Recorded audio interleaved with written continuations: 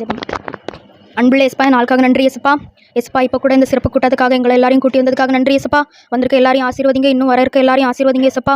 பேச போகிற அந்த 7 வார்த்தைகளுக்காக ஜெபிக்கிறோம் எஸ்பா. பேச இருக்கிற ஒவ்வொருவரையும் நீங்கள் தான் எஸ்பா உறுதிப்படுத்தி நல்லா பேசுறதுக்கு கிருபை செய்யணும். நீங்கள் சொல்கிறது அப்படியே பேசுறதுக்கு கிருபை செய்யுங்க எஸ்பா. நீங்கள் அவங்களுக்குள்ள இருந்து பேசுறதுக்கு நீங்கள் தான் எஸ்பா கிருபை செய்யணும் எஸ்பா. எந்த தடுமாற்றமும் இல்லாமல் நல்லபடியாக பேசுறதுக்கு கிருபை செய்யுங்க எஸ்பா. வர இருக்கவங்களையும் நீங்கள் தான் எஸ்பா ஆசீர்வதிக்கணும். எந்த தடையும் இல்லாமல் எல்லாரும் வரது கிருபை செய்யுங்க எஸ்பா. வீட்டில் இருந்து வர முடியாமல் இருக்க சூழ்நிலைகள்லாம் நிறைய பேருக்கு இருக்கு எஸ்பா. எல்லாரும் வரது கிருபை செய்யுங்க எஸ்பா. எஸ்பா, நிறைய பேர் வரணும்னு ஆசைப்பட்டு வேலை காரணமெல்லாம் வர முடியாத தடைகள்லாம் ஏற்பட்டிருக்கு எஸ்பா. அவங்க எல்லாருக்கும் ஒரு வழியை ஏற்படுத்தி தாங்க எஸ்பா. எஸ்பா, இன்றைக்கி பாடப்போகிற பாடல்கள், கேட்க போகிற வசனங்கள், அப்புறம் இருக்க அறிவுரைகள், அப்புறம் ஜெபம் எல்லாமே நல்லபடியாக முடிகிறது கிருபை செய்யுங்க எஸ்பா. எந்த நடுக்கமும் இல்லாமல் தைரியமாக பண்ணுறது கிருபை செய்யுங்க எஸ்பா. எஸ்பா, யாருமே பயப்பட்டு பேசாமல் இருக்கிறது பேசாமல் இருக்க கிருபை செய்யாதீங்க எஸ்பா. நல்லபடியாக பேசணும் எஸ்பா. இயேசுவின் மூலம் ஜெபிக்கலாம் ஜீவனுள்ள நல்ல பிதாவே, ஆமீன்.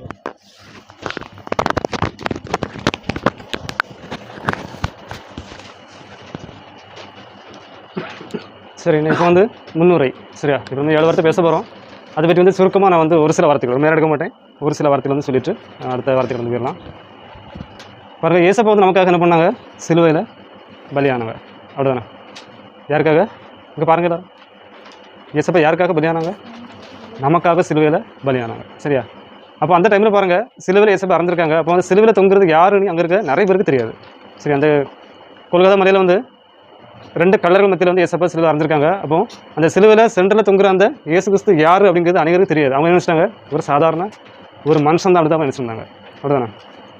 ஆனால் அந்த சிலுவையில் தொங்குறதுக்கு யார் தெரியுமா? மோசையில், இந்த மலையில் மோசையிட்ட பேசினா தெரியுமா? யாத்திராமத்தை படிச்சிருப்பீங்க, அப்படிதானே? யாத்திராமத்தை படிச்சிருப்பீங்க. அந்த சீனா மலையில் மோசையிட்ட ஒருவர் பேசினார். அவன் முகங்குப்புற விழுந்து பயந்து அது யாரோ அப்படின்னு சொல்லி பயந்தவர் மோசை. அப்படிப்பட்ட ஒரு சர்வ வல்லமையுள்ள தேவன் அவர் தான் அந்த சிலுவையில் தொங்கிட்டு இருக்காரு. அந்த இஸ்ரேல் மக்கள் நடத்திட்டு வருஷத்தில் பாருங்கள், ஏசப்பா மோசைட்ட மட்டும் தான் பேசுவார், அப்படிதானே? படிச்சிருக்கீங்களா? மோசைட்ட மட்டும் தான் பேசுவார். ஆனால் அந்த சத்தத்தை மக்கள் கேட்பாங்க. அவங்க சொல்லுவாங்களாம், அந்த கர்த்தர் மோசைட்ட மட்டும் பேசிட்டு எங்கிட்ட வேண்டாம், எங்களால் தாங்க முடியலை, அவ்வளோ பயங்கரமான ஒரு வல்லமையான ஒரு சத்தம். அப்போவே அந்த தேவனை குறித்து பயம் அவங்களுக்குள்ள எப்போவுமே இருக்கும்.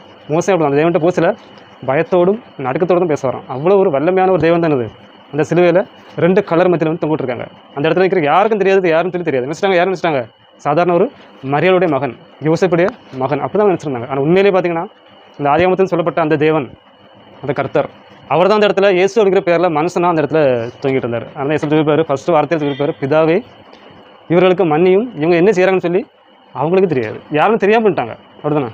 அது யாரும் தெரியாமல் தான் இயேசுப்பா சிலுவையில் இறந்தாங்க. ஆனால் வேத வாக்கியத்தின்படி அவர் கண்டிப்பாக சிலுவைக்கு போய் தான் ஆகும். நம்முடைய பாவத்தை நீக்கிறதுக்கு வேறு வழி இல்லை. அதனால தான் என்னது அவரே இறங்கி நம்முடைய பாவங்களுக்காக மரித்தார். சரியா, இப்போ சிலுவையில் சொன்ன முதல் வார்த்தை பிதாவே இவர்களுக்கு மன்னியும். சரியா, அப்போ ஏசப்பா சிலுவையில் தொங்குது காரணம் யார்? நம்ம நினைப்போம் அவங்க தான் அரைஞ்சாங்க சிலுவையில், இஸ்ரேலில் யூதர்கள் அப்படின்னு. அப்படி இல்லை, நம்ம தான் காரணம். சரியா, அப்போ சிலுவையில் ஏசப்பா தொங்க சில பாருங்கள், அதில் யாருமே அந்த ஏசப்பா பண்ண தப்பை நிரூபிக்க யாராலும் முடியலை, அப்படிதானே? யாராலும் முடியலை. பிலாத்து சொல்லார், எல்லாம் விசாரிக்காரு. ஆனால் கடைசியாக சொன்ன வார்த்தை என்னது? இவர் மேல் நான் ஒரு குற்றத்தையுமே காணலை, அப்படி தான் அவர் சொன்னார், அப்படிதானே?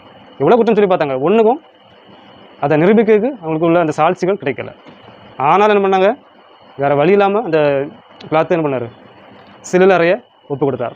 100க்கு அதிபதி வரைக்கும் என்ன சொன்னார்? கடைசியில் மெய்யாகவே இவர் நீதிமான் அப்படின்னு சொன்னார், அப்படிதானே? அப்போ ஒரு நீதிமான சிலுவையில் அறைய வேண்டிய அவசியம் இல்லை, அப்படிதானே? நீதிமான சிலுவையில் அறைய வேண்டிய அவசியமே இல்லை. ஆனால் அந்த நாளில் சிலுவையில் அறைந்தாங்க. காரணம் யாருமோ நம்ம தான். காரணம் யார்? நம்ம தான், நம்முடைய பாவங்கள். ஏசாயா 53 பாருங்கள். ஏசாயா 53 பார்த்தீங்கன்னா 4:5 படித்து பாருங்கள். மெய்யாகவே அவர் நம்முடைய பாவங்களை ஏற்றுக்கொண்டு நம்முடைய துக்கங்களை சுமந்தார். நாமோ அவர் தேவனால் அடிபட்டு வாதிக்கப்பட்டு சிறுமைப்பட்டவர் என்று எண்ணினோம். நம்முடைய மீறுதல் நிமித்தம் அவர் காயப்பட்டு நம்முடைய அக்கிரம நிமித்தம் அவர் நொறுக்கப்பட்டார். நமக்கு சமாதானத்தை உண்டு பண்ணும் ஆக்கினை அவர் மேல் வந்தது, அவருடைய தழும்புகளால் குணமாகிறோம், அப்படிதானே? அப்போ ஏசப்பா சிலுவை அறைந்து யாருக்கு எழுதுறோமோ நமக்கு நம்மளே ஈஸியாக பண்ணிட்டு போயிடும்.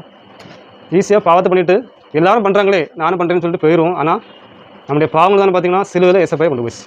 இந்த பாவத்தின் பயங்கரம் ரொம்ப பயங்கரம். அந்த தேவன் என்ன பண்ணிச்சு? உலகத்தை படைச்ச ஆண்டவரை தூக்கி சிலுவையில் அரைஞ்சிச்சு நம்முடைய பாவங்கள். சரியா?